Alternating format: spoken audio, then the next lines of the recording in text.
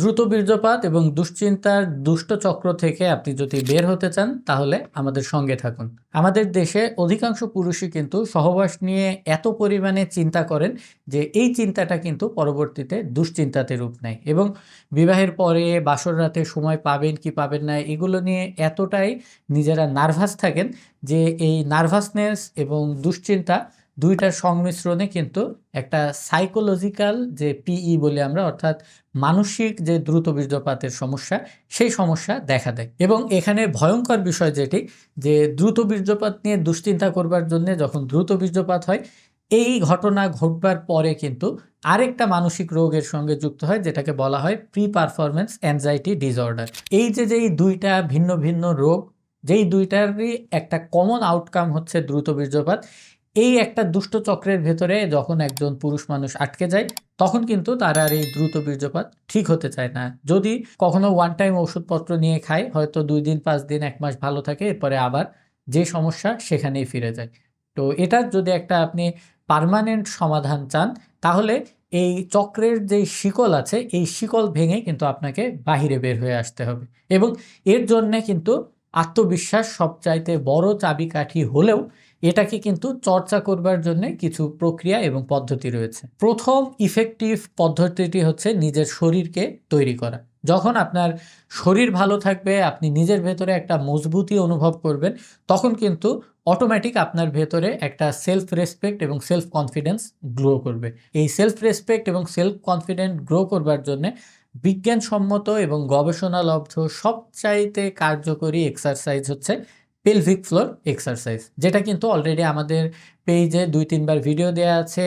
বিভিন্ন রকম audio, visual এবং ছবি প্রদর্শন করেও কিন্তু এটার সঠিক নিয়ম এবং কি পরিমাণে করতে হবে সেটাও দেখানো আছে। অবশ্যই চাইলে আমাদের ইউটিউব পেজ ডক্টর টিপস অথবা doctor Asif Anwar official Facebook page, এই দুইটা জায়গা থেকে আপনি ভিডিওগুলো দেখে নিতে পারবেন। দ্বিতীয় যে ইফেক্টিভ পদ্ধতিটি বিজ্ঞানীরা পেয়েছেন বিভিন্ন গবেষণার মাধ্যমে, সেটা হচ্ছে শ্বাস প্রশ্বাসের ব্যায়ামের মাধ্যমে শরীরটাকে একেবারে রিল্যাক্স করে ফেলা। শরীরটাকে যদি আপনি একেবারে শিথিল করে ফেলতে চান, সেই ক্ষেত্রে আপনাকে স্কোয়ার ব্রিথিং করতে হবে, যেখানে আপনি 4 সেকেন্ড ধরে শ্বাস নিবেন, 4 সেকেন্ড শ্বাস আটকে রাখবেন, 4 সেকেন্ড ধরে শ্বাসটা ছাড়বেন, এরপরে আবার 4 সেকেন্ড গ্যাপ দিয়ে এর পরবর্তীতে আবার আপনি শ্বাস প্রশ্বাস নেওয়া শুরু করবেন। এই সাইকেলটা যদি আপনি 10 বার করেন, এতেই কিন্তু আপনার শরীরের মাংসগুলো শিথিল হয়ে আসবে।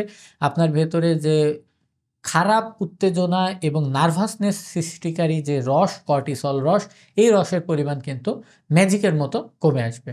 তো এই শ্বাস-প্রশ্বাসের ব্যায়ামটা আরেকটা উপায় আপনার ভেতর থেকে এই নার্ভাসনেস দূর করবার মাধ্যমে দ্রুত বীর্যপাত ঠেকানোর। তৃতীয় উপায়টা হচ্ছে সহবাসের সময় কোনো রকম তাড়াহুড়া করে যোনিপথে লিঙ্গ প্রবেশ না করিয়ে ফোরপ্লে কী জিনিস, ফোরপ্লে কিভাবে করতে হয় এবং ফোরপ্লের বিস্তারিত নিয়মকানুনগুলো কি, এই বিষয়ে আপনি নিজে নিজে জ্ঞান অর্জন করুন। গুগল, চ্যাটজিপিটি, ফেসবুক, ইউটিউব বিভিন্ন জায়গা থেকে জ্ঞান সংগ্রহ করবার চেষ্টা করুন এবং সেগুলোর থেকে যেই পদক্ষেপগুলো আপনার পছন্দ হয়, অর্থাৎ আপনি যদি 20টা 15টা পদক্ষেপ পড়েন, এর ভেতর থেকে 2টা বা 3টা আপনার কাছে ভালো লাগলে সেগুলোই আপনি 5 মিনিট 5 মিনিট করে 10-15 মিনিট সময় দিন ফোরপ্লেতে। তাহলেই দেখবেন তাড়াহুড়া করে আপনি যদি পেনিট্রেটিভ ইন্টারকোর্সে যান, তখন যে দ্রুত বীর্যপাতের সমস্যাটা হয় সেটা কিন্তু আর তখন থাকবে না। এবং এই ফোরপ্লে সম্পর্কে একটা বিস্তারিত চ্যাপ্টারই কিন্তু আমার বইয়ের ভেতরে আছে। ইনশাআল্লাহ অল্প সময়ের ভেতরে আমি বইটা আপনাদের সামনে নিয়ে আসব।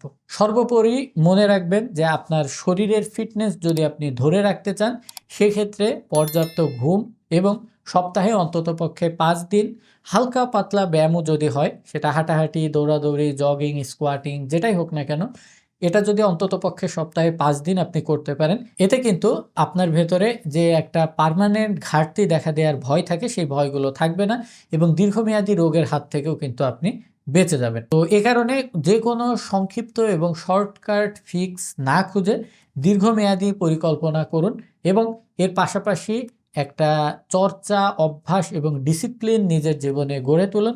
তাহলে কিন্তু আপনার নিজের প্রতি নিজের আত্মবিশ্বাসটা বাড়বে এবং আত্মমর্যাদাও কিন্তু বৃদ্ধি পাবে। নিজেকে যখন আপনি সম্মান করতে শিখবেন, ভালোবাসতে শিখবেন, তখনই কিন্তু আপনি আরেকজনের প্রতি সেই ভালোবাসা এবং সম্মানের রিফ্লেকশনটা অর্থাৎ আপনার ওয়াইফের প্রতি আপনি দেখাতে পারবেন।